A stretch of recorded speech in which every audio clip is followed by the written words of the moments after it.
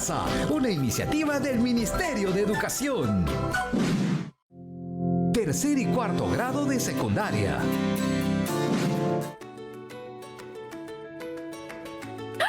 Bienvenidas y bienvenidos a esta iniciativa del Ministerio de Educación, Aprendo en Casa. Hoy me han encontrado en plena organización. Sucede que me di cuenta de que tengo muchos libros que guardo de mi época escolar. Creo que es bueno regresar a ellos de vez en cuando. Sin embargo, con lo que hemos estado viendo en estos programas, también es importante darles un segundo uso y donarlos a quienes los necesiten. Y tanto hablar de libros me ha provocado oír una nueva historia. Así que comencemos con Leemos Juntos.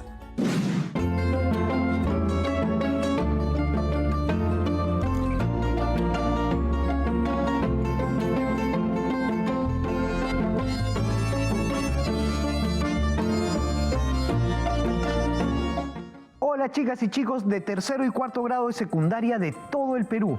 Bienvenidos a Leemos Juntos, donde una vez más leeremos textos que nos permitirán conocer otros mundos y personajes, identificarnos con ellos, imaginar, soñar y continuar nuestro camino como lectoras y lectores. Podemos encontrar diversas manifestaciones de folclore a lo largo y ancho de nuestro país, como bailes que manifiestan la alegría de los pueblos, rituales, festividades y celebraciones patronales o costumbristas de cada región.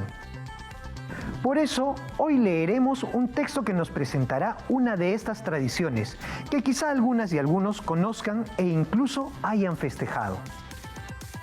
Pero antes de pasar a nuestro texto de hoy, quisiera preguntarte lo siguiente. ¿Has participado de alguna festividad o celebración patronal en tu comunidad?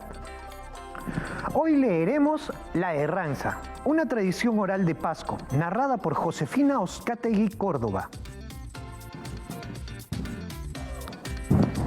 La Herranza.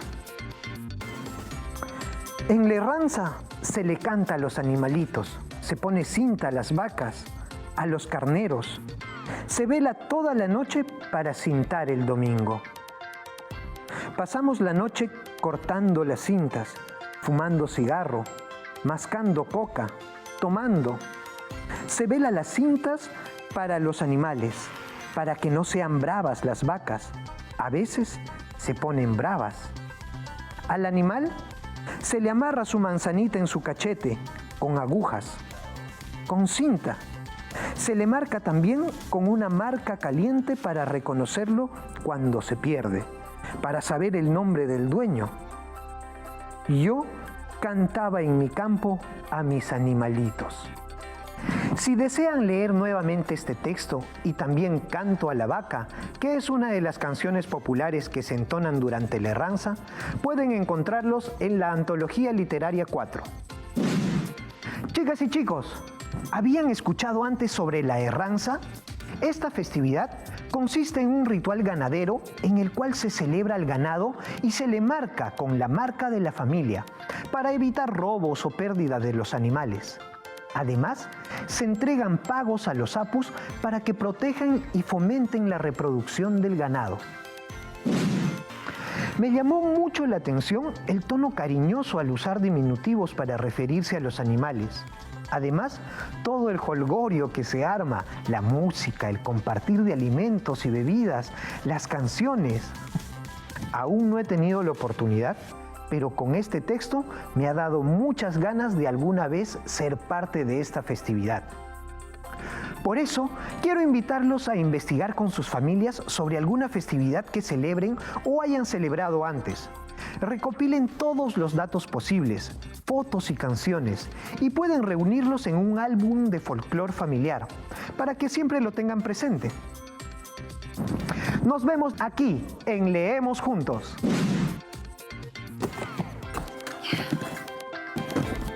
Ahora sí, estos libros tendrán nuevas dueñas y dueños que los disfruten.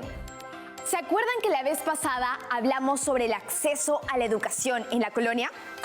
Me he quedado reflexionando sobre las acciones que deberíamos realizar al respecto. Y es que en aquella época hubo mucha discriminación y exclusión entre grupos sociales. Aunque creo que actualmente también existen problemas en torno a la educación, pero no de la misma forma que en la colonia. ¿Por qué crees que los problemas continúan, Yamile? ¡Toj! ¡Me asustaste! Frente a lo que vimos en la colonia, claramente ha habido muchos cambios, pero no lo sé. Tal vez exista parte de la historia que no has revisado, Yamile. Es verdad. Desde el fin de la colonia hasta ahora nos estamos saltando muchos años. Es urgente que se discutan estos temas de discriminación. Claro que sí, tienes razón. Es importante conocer nuestra historia para comprender si ha habido cambios en el acceso a la educación que evidencien la búsqueda del bien de todas las personas. Considera esto, Yamile. En cualquier realidad existen cambios y continuidades. Qué interesante recorrer nuestra historia y entender por qué y gracias a quiénes ciertas cosas se transformaron. Hoy quisiera investigar lo siguiente. ¿Qué ha cambiado y qué permanece en el acceso a la educación en el siglo XIX y la actualidad? ¿Me acompañas en este programa, Atoj? ¿Atoj? Y yo que pensaba que las cosas habían cambiado. Se fue sin despedirse una vez más.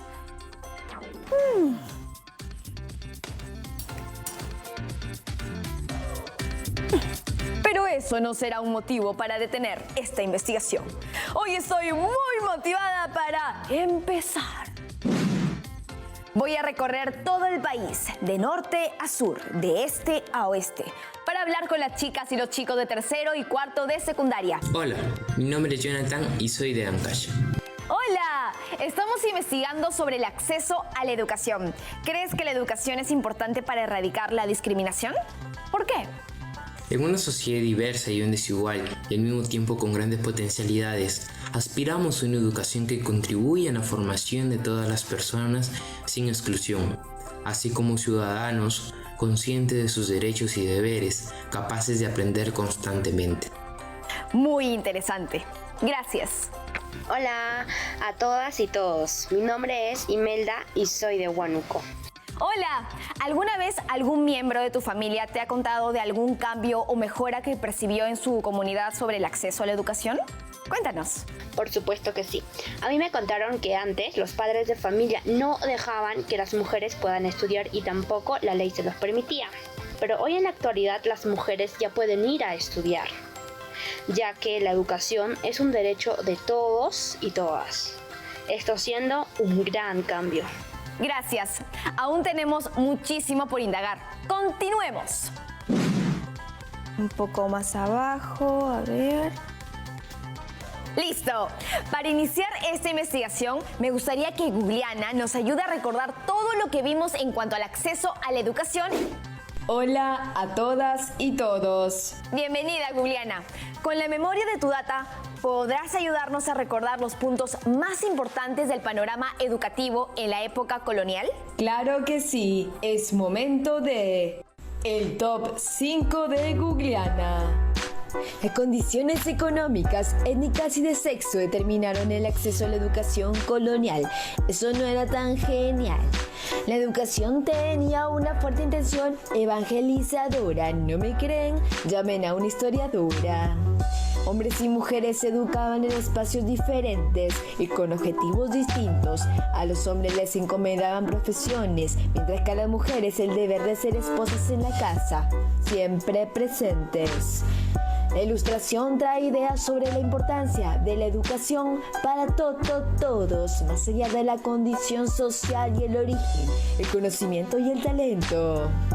Los colonizadores tenían miedo de que los colonizados tengan educación y conocimiento, pues podrían realizar un levantamiento contra ellos y el sistema.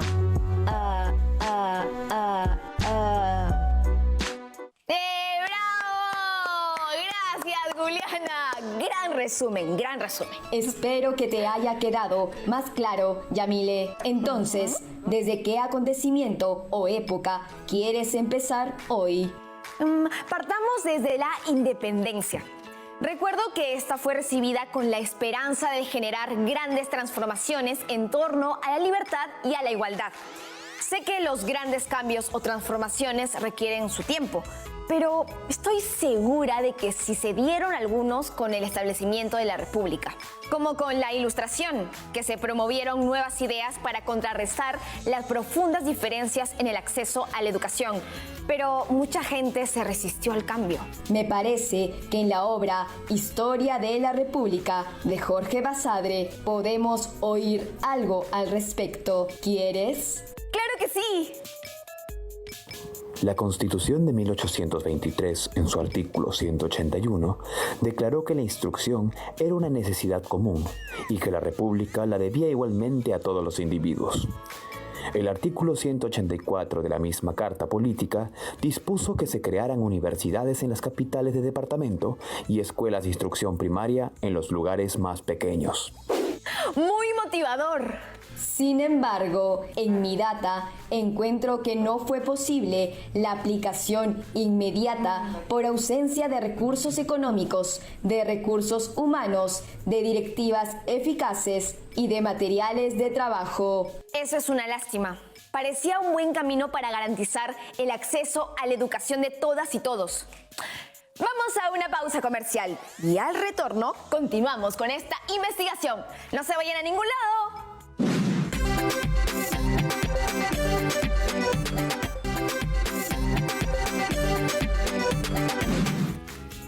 Profesora, ¿está por ahí? Hola Yamile, hola a todas y todos. Bienvenida, profesora. Estamos indagando sobre la historia del acceso a la educación en el país. ¿Cómo cambian las cosas a partir de la independencia?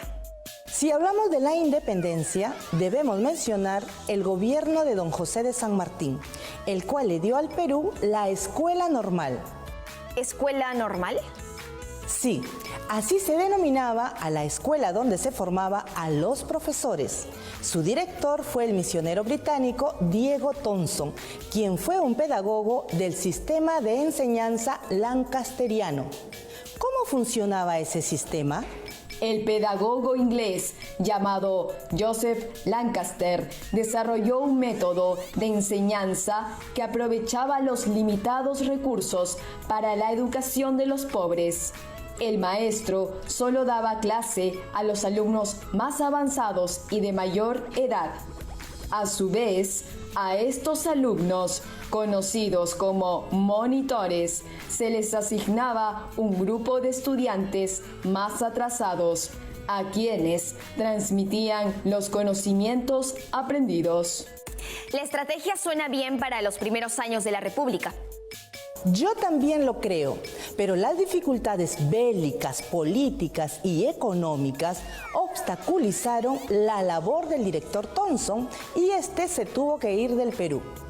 La educación pública quedó abandonada en todos los pueblos del Perú. Es una lástima porque involucrando estudiantes se fomenta la fraternidad. Y en lugar de discriminarse entre sí, los que tenían más conocimientos podían ayudar a los que la tenían más difícil. Exacto. Eso refleja que en los primeros años de la República no se pudo lograr grandes cambios en torno al acceso a la educación. Aunque en 1826 se organizaron 2 escuelas lancasterianas normales en Lima, una para hombres y otras para mujeres. Escuelas idénticas a estas debían establecerse en las capitales de cada departamento y provincia. ¿Y funcionaron? En parte, Yamile. Los fundadores de la República fueron idealistas y generosos, como señaló Basadre, pero les faltó una conciencia plena del Perú y del privilegio que significaba tener una vieja cultura.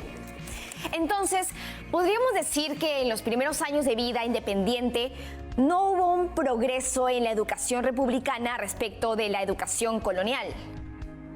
Gugliana, cuéntanos qué perduró de la colonia. En palabras de Basadre, perduró el analfabetismo popular, la tendencia clásica y formalista en la instrucción, el alejamiento de la orientación técnica, el descuido en la preparación intelectual de la mujer. Sin embargo, Yamile, con la llegada del gobierno del presidente Manuel Pardo en 1872, la educación vuelve a ser considerada una necesidad importante. ¿Procuró ser una educación más accesible? Sí, trató de otorgar un sentido descentralista a la educación primaria, haciéndola depender de los municipios. No obstante, los insuficientes recursos financieros no hacían posible la aplicación total de estas intenciones. Era todo un desafío. Afirmativo.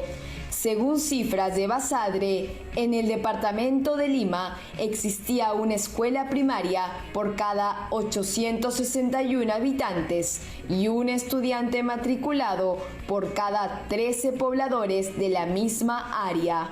Había 14.552 estudiantes, de los cuales 4.911 eran mujeres y 9.641 hombres.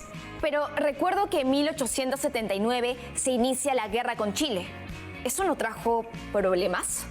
Claro, ese fue un obstáculo más para llevar a cabo una reforma educativa. ¡Ay, qué frustrante! Una oportunidad más desperdiciada. No se logró con facilidad. ¿Y qué otro presidente contribuyó a mejorar este panorama? Es importante mencionar al hijo de Manuel, José Pardo, quien fue 2 veces presidente, primero de 1904 a 1908 y luego de 1915 a 1919. Él, con un criterio similar al de su padre, pensó la educación como un aspecto fundamental para el desarrollo del país. ¿También intentó una reforma educativa? Sí, de la mano con el gestor de dicha reforma, Jorge Polar, se insistió en la obligatoriedad de la enseñanza y se trató de establecer bases para la gratuidad de esta. ¿Y cuál fue el motivo para que esta vez sí ocurriera la expansión de la educación básica? Esto ocurre gracias al crecimiento económico que hubo por las exportaciones luego del desastre de la guerra con Chile. Pero además fue fundamental el cambio de percepción sobre la población originaria del Perú. Los políticos e intelectuales dejaron de considerarlos una carga pesada para el progreso y los incluyeron en ese proceso, tal y como se había ideado en los primeros años de la República. Sin embargo, el objetivo era occidentalizarlos e insertarlos en el sector productivo, por considerarse un medio para superar la pobreza.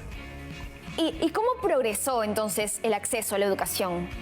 El proceso fue lento, incluso podemos decir que esta iniciativa estatal duró casi todo el siglo XX. En los años 30 se declaró la gratuidad de la educación primaria en los establecimientos públicos. En los años 40 sucedió lo mismo con la secundaria y 3 décadas después con la educación universitaria. Qué sorprendente que algo que hoy nos parece cotidiano, como acceder a una escuela o universidad pública, haya sido un desafío largo y complejo. E igual, aún falta mucho por trabajar. Por ejemplo, para fortalecer una educación inclusiva con formación de calidad, la UNESCO realizó la Convención relativa a la lucha contra las discriminaciones en la esfera de la enseñanza. ¿Te gustaría escuchar al respecto?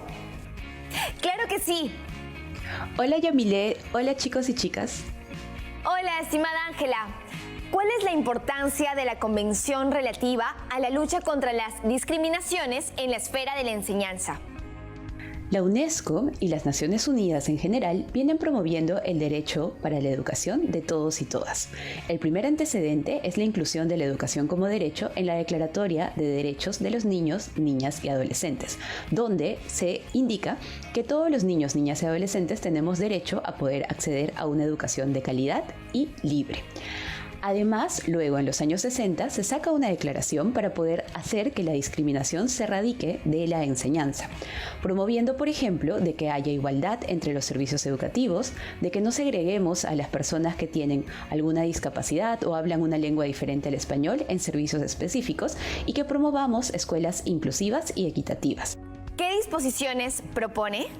Es importante pensar cómo podemos hacer para que nuestros servicios educativos y nuestras escuelas sean cada vez más inclusivas y estén en contra de cualquier tipo o forma de discriminación. Para ello, es importante que el Estado asegure el derecho a la educación de sus ciudadanos, es decir, ofreciendo servicios de calidad para todos y todas en los diferentes lugares de nuestro país.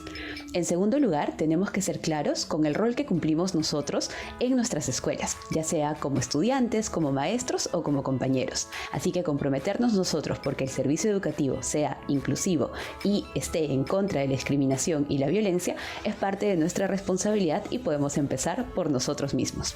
Al igual que las normas internacionales, es importante también contar con algunas a nivel nacional que garanticen la educación como un derecho, ¿verdad? Estás en lo cierto. Acá en Perú tenemos la Ley General de Educación en el Perú. ¿Y qué dice? Veamos algunos de sus artículos.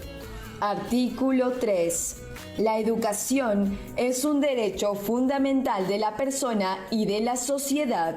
El Estado garantiza el ejercicio del derecho a una educación integral y de calidad para todos y la universalización de la educación básica. La sociedad tiene la responsabilidad de contribuir a la educación y el derecho a participar en su desarrollo. El artículo 4 habla sobre la gratuidad de la educación cuando la brinda el Estado. Artículo 4. Es gratuita en todos sus niveles y modalidades, de acuerdo con lo establecido en la Constitución Política y en la presente ley. En la educación inicial y primaria se complementa obligatoriamente con programas de alimentación, salud y entrega de materiales educativos. Se notan muchas transformaciones desde la época de la colonia hasta aquí. Y si vemos el artículo 8, se refiere a los principios de la educación. La equidad, que garantiza a todas y todos iguales oportunidades de acceso, permanencia y trato en un sistema educativo de calidad. La inclusión, que incorpora a las personas con discapacidad, grupos sociales excluidos, marginados y vulnerables, especialmente en el ámbito rural, sin distinción de etnia, religión, sexo u otra causa de discriminación, contribuyendo así a la eliminación de la pobreza, la exclusión y las desigualdades. La interculturalidad, que asume como riqueza la diversidad cultural, étnica y lingüística del país y encuentra en el reconocimiento y respeto a las diferencias, así como en el mutuo conocimiento y actitud de aprendizaje del otro, sustento para la convivencia armónica y el intercambio entre las diversas culturas del mundo. Conquistar el derecho a la educación ha sido un proceso lento. ¿No lo crees, Yamile? Sí. En tiempos coloniales vimos que la educación fue un privilegio de pocos, lo cual estableció marcadas desigualdades que permanecieron a inicios de la República. Pero luego, en los gobiernos del siglo XIX y XX, crece la preocupación por la educación y se establecen las leyes para la universalidad e inclusión en las escuelas. Sí, fueron muchas las transformaciones y recién en el siglo XX se logra establecer legalmente la gratuidad en los diferentes niveles de educación básica. Luego de toda esa investigación, profesora, me doy cuenta de por qué los colonizadores tenían miedo de que los hijos de los caciques recibiesen educación. ¿Y por qué? Porque temían que el desarrollo del pensamiento les permitiera ser libres. Es verdad, Yamile. Por ello, es importante entender que la educación que hoy en día se promueve, basada en valores y el desarrollo integral, es la principal herramienta para cuestionar lo que no está bien. Como la discriminación. Exacto. Promovamos el bien común. Muchas gracias por toda la ayuda que nos ha brindado hoy día, profesora. Gracias a ti, Yamile. Aprendemos juntos también.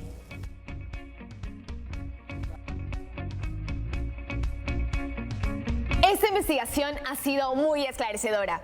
Debemos saber que no ha sido fácil ni rápido lograr esos cambios en la educación peruana. Hoy descubrimos las transformaciones que se han dado en el acceso a la educación en el país. El acceso a la educación en el Perú, desde la independencia hasta nuestros días, es un derecho que ha evolucionado de manera gradual hasta alcanzar un sentido verdaderamente inclusivo, equitativo e intercultural. Este fin de semana intentaré indagar un poco más al respecto. Está muy interesante el tema.